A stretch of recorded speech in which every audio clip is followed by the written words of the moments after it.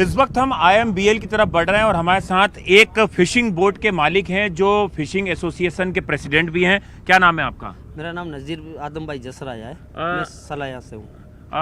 भाई आप सलाया से हैं। भाईजान ये बताइए, ये कहाँ तक बॉर्डर लाइन होती है? हम लोग आगे बढ़ रहे हैं, कहाँ तक आपकी एक्सेस होती है और किस तरह से फिशिंग होती है गुजरात के इस समुद्री तट पर? यहाँ पे जो सलाया बंदर है, सलाया से तकरीबन बोट ओखा से नौलखी तक बोट फिशिंग करती है।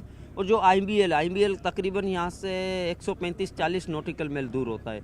तो बोट ज़्यादातर यहाँ से नहीं जाती है। जो जखू से और वेरावर से ओखा से ऑपरेट होती है, वो बोटें जो है वो IMBL के तकरीबन नज़दीक जाती है। अगर अपने को यहाँ से जाने का है तो मिनिमम हमको 36 से 35 घंटा चाहिए।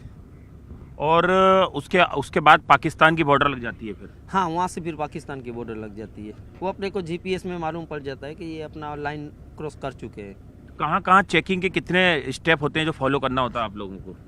चेकिंग को तो तकरीबन हर 2 घंटे 3 घंटे में कोस्ट गार्ड भी मिलता है और मरीन बोट भी मिलता है, जो मरीन पुलिस बोलते हैं वो भी मिलता है। ओखा से, अडानी से, फिर जखू पोर्ट से, सब बोट का 1-2 बोट यहाँ खड़ा रहता है। और इसमें फ़िशिंग होती है, ये फ़िशिंग बाहर से भी आती है, यहाँ से भी बाहर जाती है। कितनी बोटें यहाँ काम करती हैं? हमने देखा बहुत हज़ारों की तादाद में बोटें हैं यहाँ।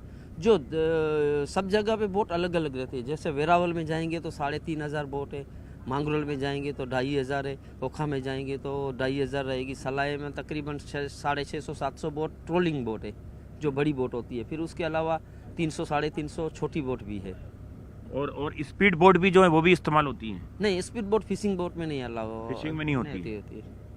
और अभी हम ये जो बढ़ रहे हैं आगे, ये आगे रास्ता किस साइड जा रहा है समुद्र का? जैसे हम लोग यहाँ पे जाएंगे तो अरबी समंदर में ये रास्ता मिल जाएगा। अभी हम लोग क्रीक में हैं, अंदर क्रीक में, सलाया क्रीक बोलते हैं।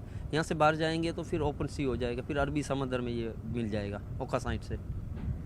और कितने वक्त से आप ये फिशिंग का काम से जुड़े हुए हैं यहाँ पर गुजरात में? तकरीबन हमारी तो 4 पीढ़ी इसी काम में जुड़ी हुई है। और एजेंसियां बहुत सतर्क भी रहती हैं यहाँ पे। ड्रग्स स्मगलिंग का भी लगातार जो खतरा बना होता है। फिशिंग की आड़ में एजेंसीज भी हम उससे देती हैं, ATS SOG। हाँ, वो भी रहते हैं। वो भी तकरीबन 8-10 दिन में एक मीटिंग भी होती है। और दूसरे जो काम करते हैं वो लोग फिशिंग से तो खाली नाम से जुड़े हुए हैं, बाकी तो ये लोग जो कर रहे हैं वो वही कर रहे हैं भाई। तो कई मछुआरे जो हैं इस फिशिंग की आड़ में ये ड्रग्स के कारोबार से जुड़ जाते हैं, पैसे के लालच में दूसरे दुश्मन देशों के साथ। हाँ, तकरीबन आदमी ऐसे होते हैं जो जुड़ जाते हैं। तो आप लोग भी उनकी वॉच रहती है, आप लोग भी पहचान लेते हैं? हम लोग भी वॉच रखते हैं। जैसे कोई अजानी बोट मिल जाती है जो कलर के हिसाब से मालूम पड़ जाता है, तो हम लोग सलाया कोस्ट गार्ड में भी और मरीन पुलिस में भी जान करते हैं कि ऐसा एक बोट अजाना बोट मिला हुआ है। तो ये जो भारतीय बोट होती है उनकी क्या पहचान होती है? उन पे कोई कोड वर्ड होते हैं या ऐसे कोई झंडे होते हैं जैसे? नहीं, जो सारा गुजरात का जो इंडिया का जो बोट रहेगा उसका कलर कोटिंग रहता है। ये ऑरेंज जो कलर है वो इंडिया का बोट का रहेगा। उसका वो इस हिसाब से रहता है कि ऊपर केबिन के ऊपर भी कलर होना चाहिए और साइड में भी रहना चाहिए और तिरंगा होना चाहिए। तो उस हिसाब से मालूम पड़ जाता है कि इंडिया का बोट है। तो ये कलर की बोट के अलावा अगर कोई दूसरे कलर की बोट दिखती है तो आपको वो संदिग्ध लगती है, आप फिर एजेंसीज को बताते हैं, SOG और ATS? जी, ऐसे तकरीबन कई बार ऐसे मिल जाती है बोट, तो हम लोग बता देते हैं। कोई भी फिशरमैन अगर देखेगा तो वो बता देगा कि ऐसा इधर बोट दिखने में आया है, तो फिर उसको ऐसे एजेंसी को जान कर देते हैं।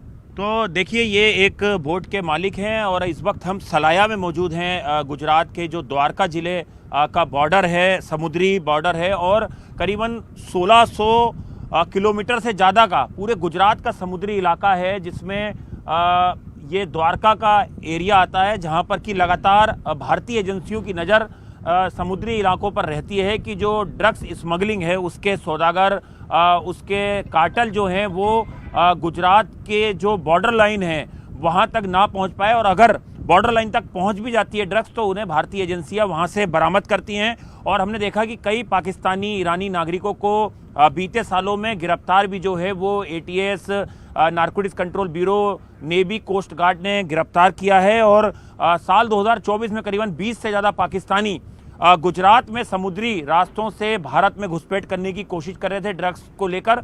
उन्हें जो ATS है गुजरात की, उसने बाकी एजेंसियों के साथ गिरफ्तार किया। तो इसीलिए हम आपको ग्राउंड जीरो से, समुद्र से आपको एक तस्वीर दिखा रहे हैं। गुजरात के समुद्र से जहां पर कि लगातार ड्रग्स स्मगलिंग का खतरा बना होता है और उसको लेकर भारतीय एजेंसियां पूरी तरह से मुस्तैद और चौकन्नी होती हैं, क्योंकि कई हजार किलोमीटर का यह समुद्री रास्ता है और पाकिस्तान बॉर्डर है दूसरी तरफ, और ऐसे में लगातार अफगानिस्तान और पाकिस्तान से आने वाली हेरोइन की खेप, एमडी की खेप जो है मैथ की, वो भारत आती है और उसको लगातार गुजरात के अलग अलग पोर्ट पर, बंदरगाहों पर भारत की एजेंसियां बरामद करती हैं।